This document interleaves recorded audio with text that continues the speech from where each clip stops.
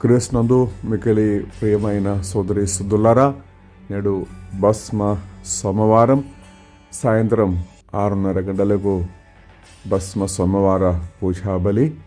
దానితో పాటు మన దీక్ష ప్రారంభమవుతుంది. దేవునికి అంకితమైన 50 రోజులు మనం దీక్షలు తీసుకొని ప్రార్థన చేద్దాం. మన పాపాలు దేవునికి సమర్పించి శాపపు బంధనముల నుంచి విడుదల పొందాలని యేసుప్రభుతో పాటు మనం శిలువ మార్గ ప్రయాణం చేస్తున్నాం. ధవళ దుస్తులు, తెల్ల దుస్తులు వేసుకొని 50 రోజుల ఉపవాసం, ఒక పూట సాధ్యమైనంత వరకు ఒక పూట మాత్రమే భుజించి మన ఈ ప్రార్థనలో పాల్గొంటున్నాము. ఇది మనలను, మన ఆత్మను, మన శరీరమును పవిత్రపరచి శుభ్రపరచి దేవదూతల లెక్కనే మలచే సమయము.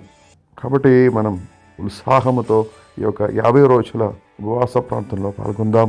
దేవుడు మనలను, మా కుటుంబమును, పిల్లలందరినీ ధారాళముగా దీవించునుగాక.